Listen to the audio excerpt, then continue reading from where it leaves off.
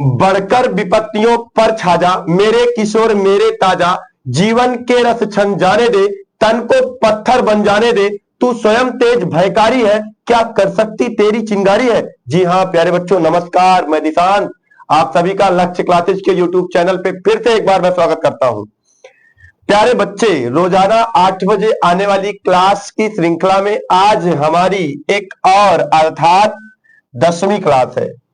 मेरे प्यारे बच्चों, आप जानते हो कि प्रतिदिन मैं आपके लिए यूपीएसआई में पूछे हुए प्रश्नों की श्रृंखला लेके आप सबके समक्ष पेश हो रहा हूं और हर दिन नए नए तरीके के प्रश्नों से आपको अवगत करा रहा हूं। आप निसंदेह इसको जानते हैं कि प्रश्न दमदार आ रहे हैं, प्रश्न बेहतरीन आ रहे हैं, प्रश्न वही आ रहे हैं जो दरोगा, पुलिस, जेड वार्डन के एग्जाम में पूछे हुए प्रश्न है लल्ला। तो वीडियो को शुरू करने से पहले मेरे दोस्त, मेरे भाई, मैं आपसे निवेदन करता हूं कि आप अपने अन्य साथी तक वीडियो को एक बार धुआंधार और जबरदस्त तरीके से खटाखट शेयर कर दीजिए, क्योंकि खटाखट हिंदी में देशज भाषा का शब्द है। तो एक बार खटाखट और फटाफट शेयर मार दो, हर एक बच्चे के पास सूचना पहुंच जाए कि लक्ष्य क्लासेस की जो लाइव क्लास शाम को 8 बजे आती है वो स्टार्ट हो गई है। मेरे दोस्त, आओ चलते हैं हम लोग अपने प्रश्न की तरफ, निगाहों को फेरते हैं, आते हैं अपने प्रश्न की तरफ। देखिएगा, पहला प्रश्न लाजवाब प्रश्न, बहुत ही खूबसूरत सा प्रश्न, आपकी आंखें जिनका दीदार कर रही है। अधिष्ठाता शब्द में कौन सा उपसर्ग है? मेरे दोस्त, मेरे भाई, अधिष्ठाता शब्द में कौन सा उपसर्ग है यहां पे आपको बताना है लल्ला। तो ध्यान दीजिएगा, अगर आपसे पूछा जाए, बहुत बेहतरीन, बहुत लाजवाब, बहुत शानदार, बहुत सुपरहिट क्वेश्चन है। अगर मैं आपसे पूछूं कि अधिष्ठाता का संधि विच्छेद क्या होगा, तो क्या आप मुझे जवाब दे सकते हो? बताओ, अगर दे सकते हो तो कमेंट करके आंसर झोंक दो कमेंट बॉक्स में। इधर देखो, आप कमेंट करो, बताओ मुझे, लेकिन मैं बता दे रहा हूं, अधिष्ठाता का संधि विच्छेद यदि आप करोगे तो ये टूट जाएगा अधिधन, इस धाता में टूट जाएगा। अब बात को ध्यान से समझना लल्ला, ये दंत सा है। कैसा सा है ये दंत सा है। दंत सा किस में बदल जाएगा भैया? मूर्धन्य में बदल जाता है। यहां पे मूर्धन्य सा था कि नहीं था? किस में बदला? दंत में। और इसके बाद ये भी किस में बदल जाएगा? मूर्धन्य दंत में और दंत मूर्धन्य में। तो भैया यहां पे था, तो ये क्या था? मूर्धन्य वर्ग के अंतर्गत आता है ना, टाठा। तो ये किस में बदल जाएगा? दंत में बदल जाएगा। तो टा, था, डा, ढा, अड़ा, ये ता वर्ग का है, इसका उच्चार स्थान क्या है? मूर्धन्य है। और ता वर्ग, ता, था, दा, धा, ना, इसका उच्चार स्थान क्या है लल्ला? दंत है। तो ये अगर टा रहेगा तो ता हो जाएगा, ठा रहेगा तो था हो जाएगा, डा रहेगा तो दा हो जाएगा, ढा रहेगा तो धा हो जाएगा, आड़ा रहेगा तो ना हो जाएगा। तो लल्ला यहाँ पे है क्या? यहाँ पे देखो क्या है? था है, तो था की जगह पे क्या हो जाएगा? ठा हो जाएगा। ठा यहाँ पे विद्यमान है। समझ गए ना? इसकी संधि विच्छेद मूर्धन्य किस में बदलेगा? दंत में। यहाँ पे मूर्धन्य सा था, इस सा को मूर्धन्य सा कहा जाता है। मूर्धन्य सा किस में बदल जाएगा? दंत में। बहुत विशेष नियम है जिसे व्यंजन संधि के अंतर्गत पढ़ाया जाता है मेरे दोस्त। लेकिन रही बात यहाँ पे आपको बताना क्या है? उपसर्ग बताना है लल्ला। तो कौन सा उपसर्ग है मेरे दोस्त, मेरे भाई? कौन सा उपसर्ग है? अधि। आपका दूसरा जवाब क्या है? सही है। चलिए आज की क्लास के दूसरे प्रश्न की तरफ हम मूव करते हैं, जो यूपीएसआई 17/11/2021 को पूछा हुआ प्रश्न है मेरे भाई। निम्न में से किस शब्द में उपसर्ग का प्रयोग नहीं हुआ है? यहां पे आपको बताना है मेरे दोस्त, किस शब्द में उपसर्ग का प्रयोग नहीं हुआ है। तो यहां पे देखिए, यहां पे हो जाएगा, क्या हो जाएगा भैया? निधन रस हो जाएगा। यहां पे क्या हो जाएगा भैया? निधन रंध्र हो जाएगा। और यहां पे क्या हो जाएगा भैया? निधन, सॉरी, निधन क्या हो जाएगा भैया? रव हो जाएगा। और यहां पे आप करोगे तो क्या हो जाएगा? निधन रज होगा? नहीं, ये क्या है? गलत है। इसमें नीर अपने आप में एक शब्द है और जा प्रत्यय लगा हुआ है। ठीक है, तो ये क्या है? ये क्या है भैया, डी वाला ऑप्शन आपका सही है। निम्न में से किस शब्द में उपसर्ग का प्रयोग नहीं हुआ, तो इसमें आपका उपसर्ग का प्रयोग नहीं हुआ है। चलिए अगले प्रश्न की तरफ हम मूव करते हैं। प्रश्न संख्या 3 देखिएगा, किस शब्द में अनुपसर्ग नहीं है। यूपीएसआई 17/11/2021 में पूछा हुआ प्रश्न है। तो आपको मैं बता दूं, अनुर्वर में मेरे दोस्त अनु उपसर्ग नहीं है, क्योंकि आप जानते हो इसका निर्माण जो हुआ है अनधन उर्वर से हुआ है। कैसे हुआ है, अनधन उर्वर से हुआ है।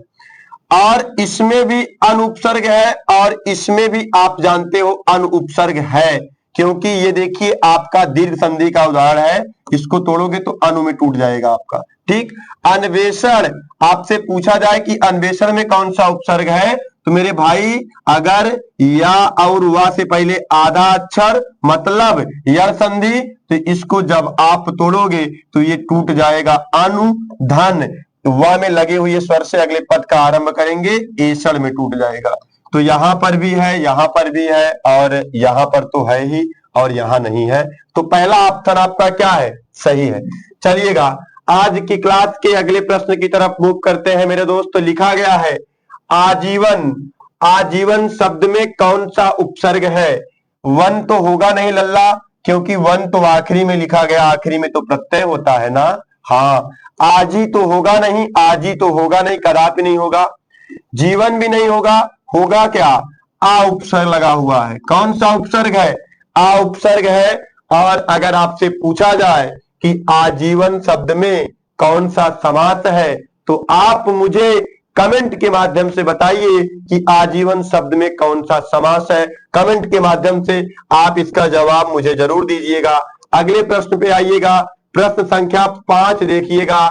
इसमें लिखा गया है कि उत्थान, उत्थान शब्द में कौन सा उपसर्ग है। तो मेरे दोस्त उता तो होगा नहीं, उ भी नहीं होगा, उत भी नहीं होगा, होगा क्या, उत होगा। तो पहला आपका जवाब क्या है, सही है। आइएगा प्रश्न संख्या 6 देखिएगा। हिंदी में विदेशी भाषाओं से आए उपसर्ग क्या कहलाते हैं। अच्छा भैया, आप जानते हो प्रत्यय तो कहलाएगा नहीं, उपसर्ग की बात हो रही है। निपात भी नहीं होगा। अव्यय तो आविकारी को कहते हैं और अव्यय के अंतर्गत निपात को भी हम लोग पढ़ते हैं। और इसे क्या कहेंगे, आगत। आगत का मतलब क्या होता है, मेहमान। मेहमान का मतलब क्या होता है, आया हुआ।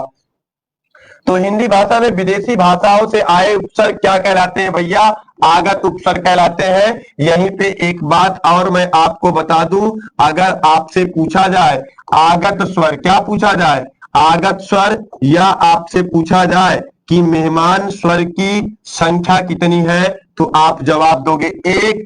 इसको क्या बोलते हैं, आगत स्वर बोला जाता है या मेहमान स्वर बोला जाता है।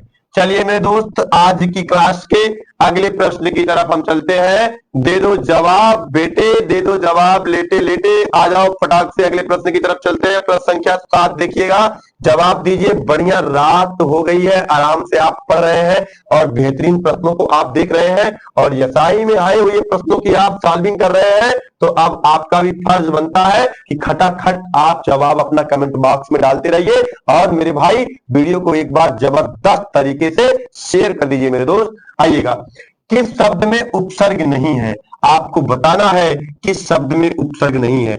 व्यापार, व्यापार में अगर आपसे पूछा जाए कौन सी संधि है, क्या बताओगे, यह संधि है। और वीक्षक में यदि आपसे पूछा जाए कौन संधि है, क्या बताओगे, दीर्घ संधि है।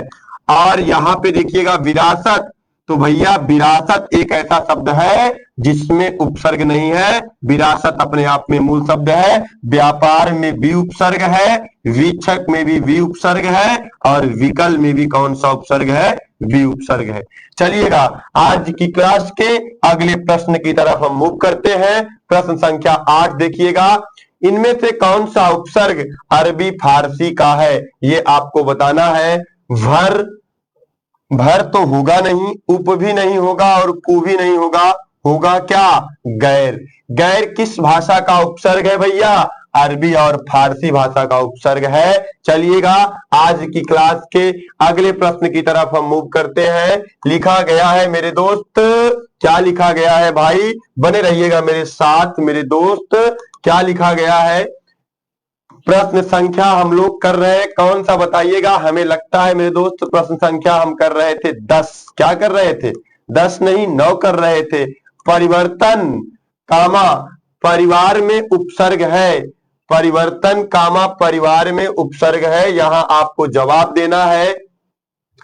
प्रा उपसर्ग है नहीं, परि है, परि को हटाओगे तो वहां पे क्या मिलेगा? वार मिलेगा। फिर परि को हटाओगे तो यहां पे क्या मिलेगा? वर्तन मिलेगा। पर और पर ये दोनों होगा नहीं, तो आपका दूसरा एकदम सही और सटीक जवाब है। आइएगा अगले प्रश्न की तरफ मूव करते हैं।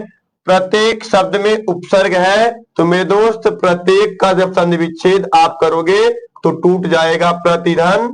एक तो कौन सा जवाब सही है? दूसरा जवाब सही है। प्रा भी नहीं होगा, प्रा भी नहीं होगा और पर भी नहीं होगा। दूसरा ऑप्शन आपका सही है। आइएगा आज की क्लास के अगले प्रश्न की तरफ हम मूव करते हैं। पराजय में उपसर्ग है, पराजय में आपको उपसर्ग बताना है मेरे दोस्त। क्या पर उपसर्ग है या पा उपसर्ग है?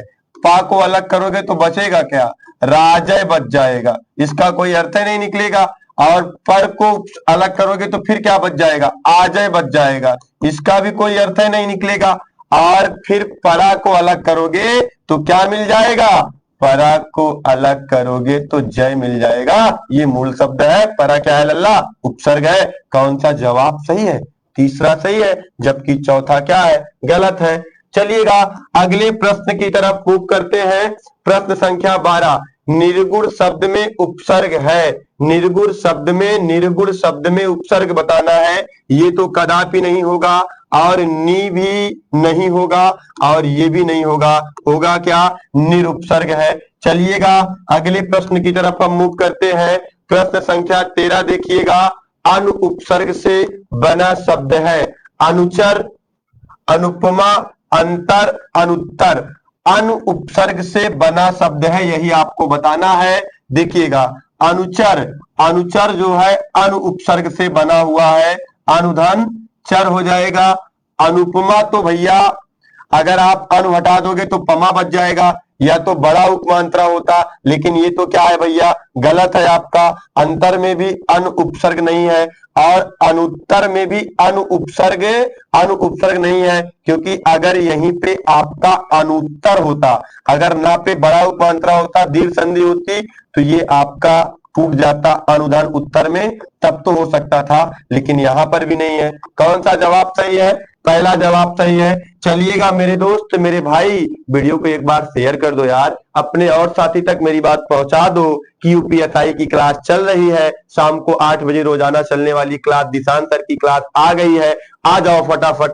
चलिएगा अगले प्रश्न की तरफ मूव करते हैं। प्रश्न संख्या 14। संयोग उपसर्ग से बना शब्द है। देखिएगा संयोग किस उपसर्ग से बना हुआ शब्द है? पहला कहा गया है साधन योग, तो कदापि नहीं होगा, और साधन योग भी नहीं होगा, और सनधन योग भी नहीं होगा। होगा क्या भैया? समधन योग होगा, क्योंकि आपके व्यंजन संधि का नियम कहता है यदि प्रथम पद का आखिरी अक्षर स्वर रहित म हो तो उसकी जगह पे हम दो बदलाव तब करेंगे जब द्वितीय पद का पहला अक्षर का से लेके म तक हो, मतलब क्या? स्पर्शी व्यंजन हो, तब दो बदलाव होगा। लेकिन या तो स्पर्शी व्यंजन के अंतर्गत आया ही नहीं है मेरे दोस्त, ये तो अंतस्थ स्वर है, या आया है, इसलिए दूसरा बदलाव नहीं, केवल एक बदलाव होगा। इस स्वर रहित मां की जगह पे अनुस्वार का प्रयोग हो जाएगा। तो सा लिखा था, सा को लिख दिया, मां की जगह पे अनुस्वार लिख दिया, योग को उतार दिया, पुनः शब्द क्या मिल गया? संयोग। संधि विच्छेद करोगे तो समधन योग हो जाएगा और आपको पता चल जाएगा कौन सा सही है। तीसरा जवाब आपका सही। आइएगा भैया आज की क्लास के अगले प्रश्न की तरफ चलते हैं। अवगुण शब्द में कौन सा उपसर्ग है? पहली बात पे तो गुण लिखा गया है, जो कि उपसर्ग तो है ही नहीं। दूसरी बात में आ लिखा गया है, अगर आ को आप यहां से उड़ा दोगे तो वह गुण बचेगा, जिसका कोई अर्थ होगा नहीं लल्ला। अब अड़ा तो प्रत्यय है, समझ लो। अब यहाँ पे तो अड़ा उपसर्ग हो ही नहीं सकता है। बचा क्या है? अवधन गुण बराबर अवगुण। कौन सा ऑप्शन सही है मेरे दोस्त? तीसरा ऑप्शन सही है मेरे बच्चे। आइएगा चलते हैं हम अपने अगले प्रश्न की तरफ चलते हैं। प्रश्न संख्या 16। उस विकल्प का चयन करें जो उपसर्ग से बना शब्द नहीं है। आपको यहाँ पे बताना है ऐसा कौन सा विकल्प है जो उपसर्ग से बना हुआ शब्द नहीं है। मेरे भाई, मेरे दोस्त, मेरे भाई, यहाँ पे पुनर्जन्म में पुनर्उपसर्ग आपको मिल जाएगा, कुधर्म में आपको कु उपसर्ग मिल जाएगा और आजीवन में आपको आ उपसर्ग मिल जाएगा, जबकि दिखावा में आपको कोई उपसर्ग नहीं मिलेगा। इसलिए कौन सा जवाब सही है भैया? कमेंट बॉक्स में कमेंट करके बताओ यार खटाखट। तुमको क्वेश्चन से पहले आंसर ठोक देना चाहिए। आओ, यहाँ पे कौन सा ऑप्शन सही है? चौथा, D is the fourth number is the right answer. अगले प्रश्न की तरफ हम मूव करते हैं। प्रश्न संख्या 17 देखिएगा, बहुत ही बेहतरीन प्रश्न है। 20/12/2017 में पूछा हुआ प्रश्न है लल्ला। देखिएगा, ध्यान से देखिएगा। संगम, संवाद, संतोष, संस्कार, संयुक्त आदि शब्दों में उपसर्ग है। देखिएगा मेरे दोस्त, अगर आप संगम का संधि विच्छेद करोगे तो संगम का अगर आप संधि विच्छेद करोगे तो ये टूट जाएगा किसमें? समधन।